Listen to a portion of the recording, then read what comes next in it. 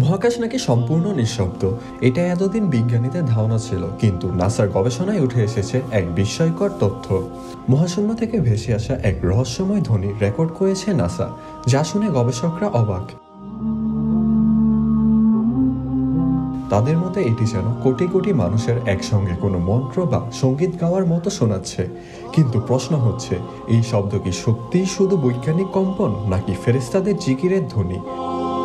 1400 বছর আগে মহানবী হযরত মুহাম্মদ সাল্লাল্লাহু আলাইহি সাল্লাম বলেছিলেন, আকাশের প্রতিটি অংশে ফেরেশতারা সিজদায় লিপ্ত আছেন এবং আল্লাহর জিকিরে ব্যস্ত। তাহলে কি এবার সেই সত্যের প্রমাণ পেল বিজ্ঞান?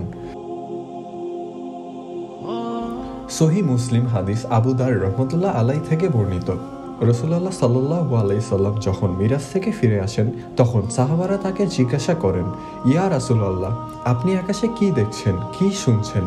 জবাবে মহানবী হযরত মুহাম্মদ সাল্লাল্লাহু আলাইহি সাল্লাম বলেন, আমি যা দেখেছি তোমরা তা দেখতে পাও না, আমি যা শুনেছি তোমরা তা শুনতে পাও না। আকাশ জুড়ে প্রচন্ড কম্পন শোনা যাচ্ছে, আর এর পেছনে রয়েছে এক গভীর রহস্য। আকাশের প্রতিটি অংশে এমনকি 4 আঙ্গুল পরিমাণ জায়গাও খালি নেই, যেখানে ফেরেশতারা সিজদায় লিপ্ত এবং তারা নিরবিচ্ছিন্নভাবে আল্লাহর জিকিরে মাশগুল। রাসূল সাল্লাল্লাহু আলাইহি সাল্লাম উল্লেখ করেছিলেন যে আকাশে প্রচন্ড ঝাঁকুনির মতো শব্দ হচ্ছে।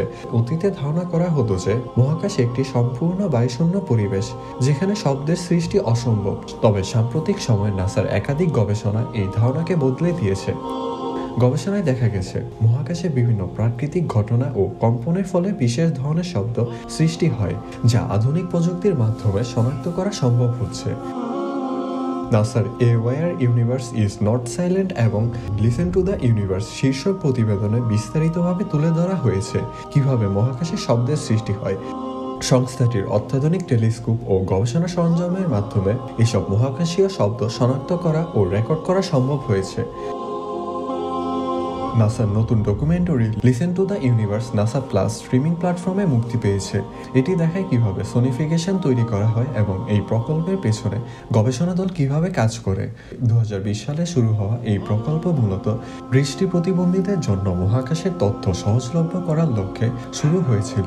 পরবর্তীতে এটি ব্যাপকভাবে জনপ্রিয়তা লাভ করে এবং বিশ্বব্যাপী দর্শক ও শ্রোতাদের কাছে পৌঁছে যায়। গবেষকদের মতে, মহাকাশে ছড়িয়ে থাকা বিভিন্ন কণা ও নক্ষত্রের বিকিরণের ফলে কম্পন বা ভাইব্রেশন সৃষ্টি হয়, যা থেকে এসব শব্দের উৎপত্তি ঘটে। মূলত এই শব্দ ইলেক্ট্রোম্যাগনেটিক তরঙ্গ হিসেবে থাকে, যা পরবর্তী সময়ে শব্দ তরঙ্গে রূপান্তরিত করা হয়। লক্ষ্য করলে দেখা যাবে 1400 বছর আগেই রাসূল সাল্লাল্লাহু আলাইহি সাল্লাম উল্লেখ করেছিলেন যে আকাশের কাঁপুনির মতো শব্দ হয়। নাসা বর্তমানে বলেছে এই শব্দগুলো কাঁপুনির কারণে সৃষ্টি হয়। এমনকি গবেষণার সঙ্গে যুক্ত একজন বিজ্ঞানী মন্তব্য করেছেন যে শব্দ শুনে তার মনে হয়েছে 1 বিলিয়ন বিলিয়ন মানুষ গান গাইছে।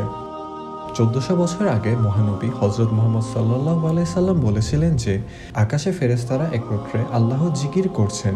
নাসা মহাকাশে যে শব্দ আবিষ্কার করেছে তার পেছনে বিভিন্ন বৈজ্ঞানিক ব্যাখ্যা রয়েছে, যেমন নক্ষত্রের চৌম্বক ক্ষেত্র বা প্রাচীন মহাবিশ্বের বিস্ফোরণ। তবে এই শব্দের বর্ণনা মহানবী সাল্লাল্লাহু আলাইহি সাল্লাম হাদিসের সঙ্গে সঙ্গতিপূর্ণ, যেখানে তিনি 1400 বছর আগেই বলেছিলেন আকাশে ফেরেশতারা একত্রে আল্লাহর জিকির করছেন। যদিও নাসা এর বৈজ্ঞানিক ব্যাখ্যা দিয়েছে, তবে এই শব্দগুলো প্রকৃতপক্ষে ফেরেশতাদের জিকিরের ধ্বনি কিনা তা কেবল মহান আল্লাহ তাআলাই জানেন।